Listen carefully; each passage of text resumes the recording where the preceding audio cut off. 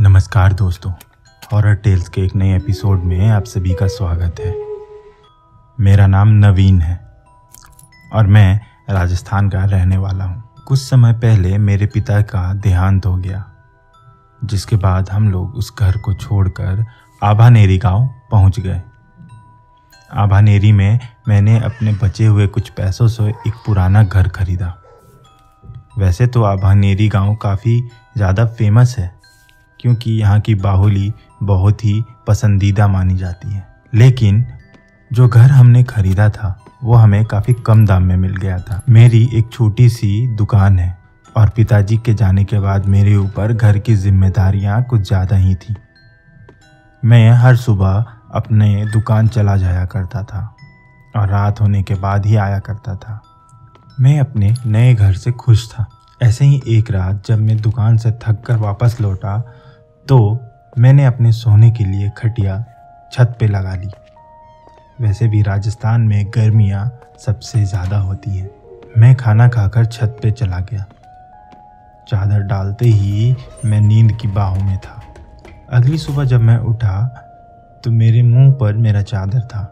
मुझे लगा शायद मेरी माँ ने रात में उठकर मेरे मुंह पे चादर डाल दिया होगा।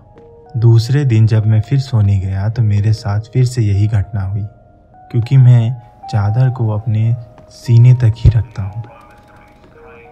और जब मैं सुबह उठता था तो मेरे सर पर चादर होती थी और वो चादर मेरे सर पर पूरी तरीके से लपेटी हुई होती थी।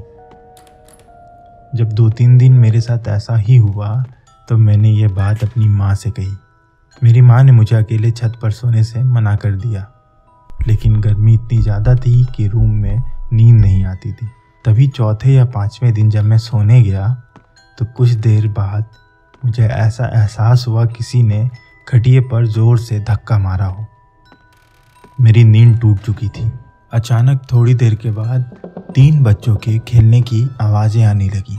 मैं आधी पक्की नींद में उन आवाज़ों को सुन रहा था और जैसे ही शायद उन बच्चों में से कोई बच्चा मेरे खटिए पर टकराया तो उसकी माँ चिल्ला उठी, अरे ध्यान से खेलो, चोट लग जाएगी।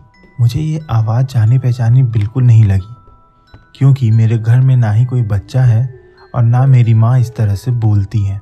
मैं चादर तान कर सो गया। दूसरे दिन जब मैं उठा तो मैंने आस पड़ोस के लोगों से कुछ पूछा, लेकिन किसी ने सही जवाब भी नहीं दिया। मैं दुकान चला गया। दुकान से आने के बाद जब मैं देर रात खाना खाकर वापस छत पर जाने लगा तभी नीचे से मेरी माँ जोर से चिल्लाई। मैं दौड़कर नीचे आया। मैं जैसे ही नीचे पहुंचा तो मैंने देखा कि माँ अपने कमरे में खड़ी थी। मैंने उनसे पूछा कि क्या हुआ। तब माँ ने मुझे इशारा करके बताया कि बाथरूम में कोई औरत रो रही है।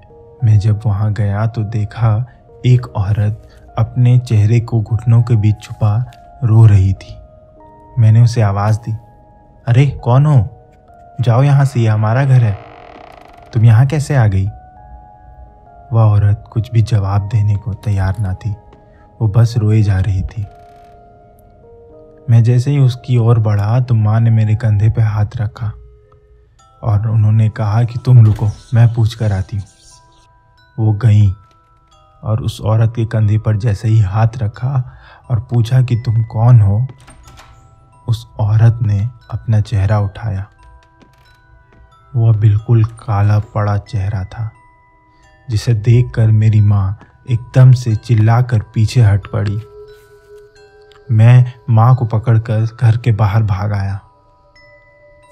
इतना सब कुछ होता देख हमारे घर के आस पड़ोस के लोग भी जमा हो गए। जब उन्होंने हमसे पूछा तो मैंने पूरी बात बताई। तब जाकर उन्होंने मुझसे बताया कि क्या आपको इस घर के मकान मालिक ने पहले नहीं बताया था कि यहाँ क्या घटनाएं हुई हैं। मैंने ना में सर हिलाया।